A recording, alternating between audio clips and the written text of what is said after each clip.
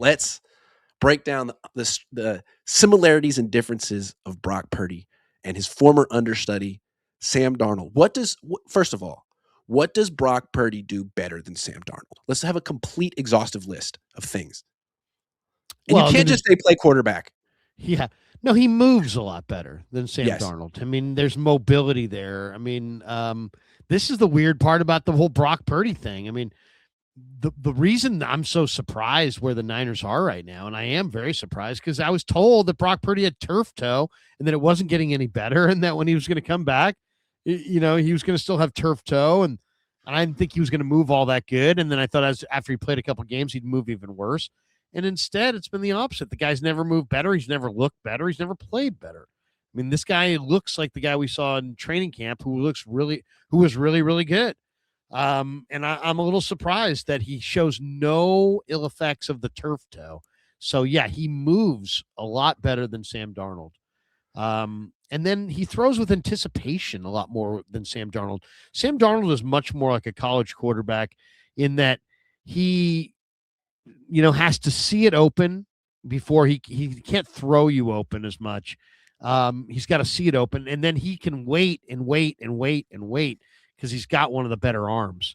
So he can he tries to wait to the last second and just squeeze it in there, and then he throws picks. They both are similar in that they throw picks. They both throw picks. Mm-hmm. Purdy is so elusive. He's almost like Kyler Murray.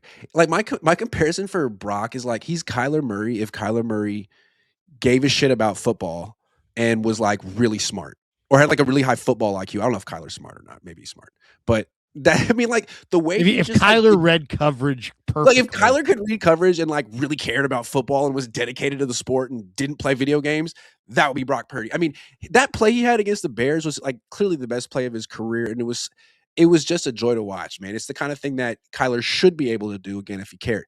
Brock does it so well. And the fact that he's now a dual threat quarterback running the zone read, scoring a touchdown or two a game with his legs, I think takes him to a whole different level. Like if he's going to be an elite quarterback, he needs to be doing stuff like that every week. And I love that he's doing it. So that's where he's better than Darnold. I think there's really just one place where Darnold's better than Purdy, at least statistically this season. And it may not even be a Darnold thing. It might just be like a full team thing, like a JSN thing. But statistically, throwing down the field, like I just looked it up. For Darnold, passes 15 or more yards down the field. So not even that far down the field. 10 touchdowns, 6 picks, 101 passer rating. Pretty good. He has JSN. Purdy, what does he got? 3 touchdowns, 7 picks, 64 passer rating on passes down the field. Now, Mac was pretty bad too. 2 touchdowns, 3 picks, 70 passer rating. When Purdy came back, everyone thought like that element of the offense was going to come back. It hasn't. And I wonder if it's because of Ricky or Jawan or the receivers in general or who they faced or Brock. But that's really not part of their offense this year. And it's a big part of what the Seahawks do. Yeah, I mean, they don't have that receiver. I mean, they just don't. I mean, the Niners, Ricky could be that guy. I think Watkins could be that guy, but neither has stepped up with any real consistency. I think Demarcus Robinson could be a guy. But yeah, I mean, the downfield threats, they don't, that's the other reason why the Niners are a real. They're a team that would have a real problem if there's any kind of separation on the scoreboard because they can't score fast. They don't have that big playability. They don't have that speed. They're always going to have to put together methodical drives for the most part. They've scored a little bit more explosively recently, but for the most part they don't. They're drive the ball down the field kind of a team. So slowly but surely, you know what I mean? They're not a drive it all the way down the field. They don't have that kind of weapon. So Demarcus Robinson, though, I think could really help them in the red zone. And their red zone weaponry is awesome. When you think about Purdy's ability to run, CMC, Kittle, Pearsall, Jennings, they've got a lot of good weapons in the red zone.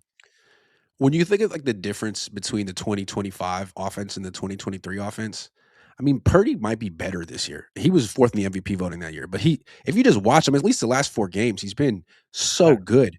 But I feel like a big difference is, for better or worse, I mean, not having Ayuk and Debo. I mean, they ended up being diva malcontents who were more negative than positive in the locker room. They had to go, and maybe they're better without him. But those guys were explosive, both of them. Huge plays waiting to happen. Ayuk down the field, Debo after the catch. It's nice to have weapons like that. And as good as Juwan is, he did have the explosive play at the end of last game, but he's generally not explosive. Yeah, it is interesting though. It's like I agree with you. They lack those two guys, but then they also would have to invest a number of touches to get those two guys going. That now it's like Shanahan has the kind of freedom to kind of do whatever he wants and go wherever Yeah. he wants to go. He doesn't feel like he's got to get Debo the ball. He's force fed those two guys through the years at times, and I think there's less force feeding without them. For sure. But yeah, I think Purdy's better. I think their line's probably a little bit better.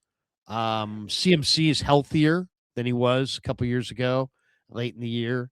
And I do think guys like Demarcus Robinson is going to be a major threat for them because he's great on the rub routes, and and that's a major staple against the best teams in the red zone. And I think between now and the end of the year, I think he could be a huge factor in the red zone. What I think is interesting about this trend is that the way the Niners beat the Seahawks week 1 was with Brock throwing deep to Pearsall down the left sideline, being beaten Woolen with the game on the line, and then of course that incredible throw to Tonjes in the red zone. But if you don't have that deep threat, good defenses like the Seahawks are just going to squeeze you and squeeze you and squeeze you and dare you to beat them over the top. And Brock's not shy to take that throw.